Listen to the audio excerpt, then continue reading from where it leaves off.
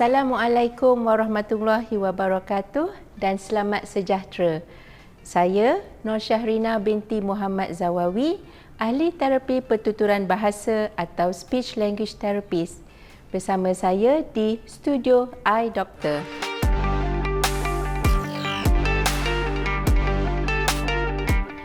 Pita suara terletak di dalam peti suara dan peti suara berada di dalam saluran pernafasan. Untuk bersuara, kita memerlukan udara yang keluar daripada paru-paru dan seterusnya mengalir di bawah pita suara. Apabila kita bernafas, pita suara berada di dalam terbuka. Namun, untuk bersuara, pita suara kita perlu tutup. Udara yang mengalir di bawah pita suara yang bertutup itu akan membolehkan pita suara kita bergetar. Getaran ini akan menghasilkan suara asas. Suara itu seterusnya akan mengalir di belakang lidah ini dan juga melalui rongga mulut ataupun rongga hidung mengikut jenis bunyi yang hendak dihasilkan untuk membentuk bunyi-bunyi pertuturan.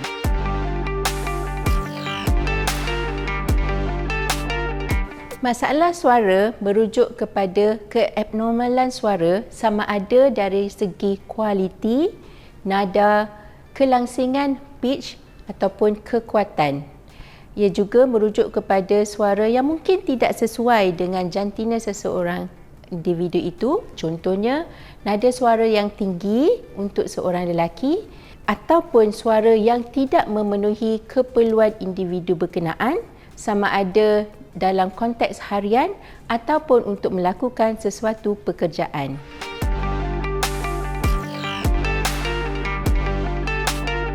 Antara tanda-tanda masalah suara adalah serak yang berpanjangan yang melebihi 2 minggu, rasa sakit apabila bercakap, rasa penat apabila bercakap pada jangka masa yang lama, suara yang pecah jika bercakap dalam jangka masa yang lama, suara yang sangat perlahan ataupun rasa perit dan juga perlu menolak untuk menghasilkan suara.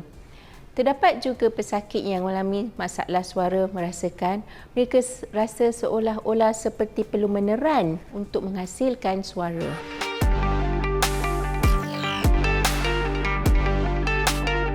Terapi suara adalah salah satu pendekatan yang lazim digunakan untuk membantu individu yang mengalami masalah suara. Apabila individu mengalami masalah suara, lazimnya individu berkenaan perlu melalui pemeriksaan oleh pakar laryngologi atau pakar ENT. Pakar laryngologi atau pakar ENT akan mengenal sama ada pesakit berkenaan memerlukan terapi suara ataupun pendekatan rawatan lain seperti penggunaan ubat-ubatan maupun pembedahan. Terapi suara bertujuan untuk memulihkan masalah suara yang dialami oleh individu berkenaan melalui pendekatan ataupun aktiviti-aktiviti khusus supaya suara individu itu dapat kembali normal ataupun dapat berfungsi secara optimal supaya memenuhi keperluan aktiviti dan juga pekerjaan mereka.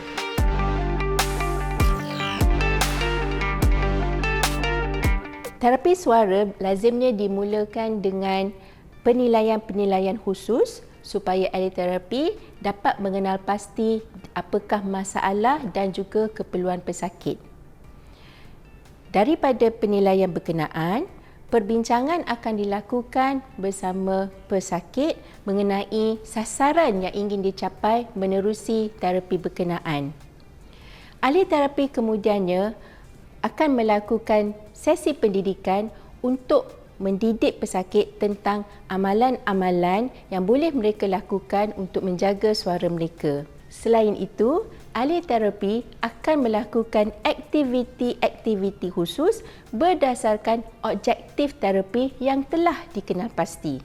Sebagai contoh, jika pesakit berkenaan adalah seorang guru yang memerlukan suara dilontarkan di dalam kelas, ahli terapi akan membantu guru berkenaan untuk menguasai kaedah untuk melontarkan suara dan bersuara kuat secara berkesan dan selamat.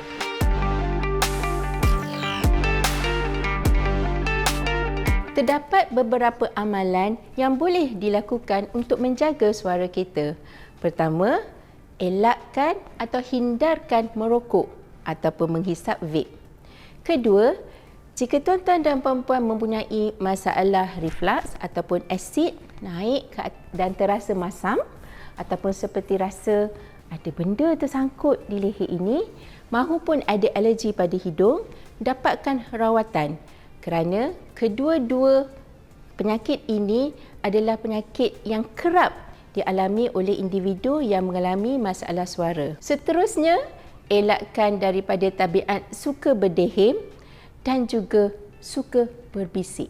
Kerana apabila berbisik, peti suara kita boleh bergeser dan mencederakan antara satu sama lain. Jika tuan-tuan dan puan-puan adalah individu yang banyak menggunakan suara, disarankan agar tuan-tuan dan puan-puan belajar untuk membuat aktiviti pemanasan suara. Seperti kita hendak membuat jogging, kita ada aktiviti pemanasan.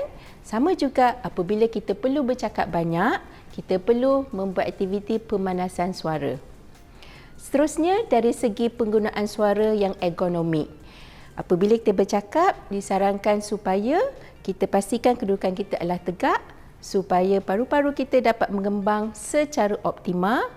Di situ bermakna kita mempunyai tenaga yang cukup untuk membolehkan kita bersuara secara jelas dan lama. Apabila kita perlu bercakap pada kumpulan yang besar ataupun bercakap dan lama, disarankan agar menggunakan mikrofon supaya kita tidak perlu bekerja keras untuk bercakap dengan kuat dalam tempoh yang lama.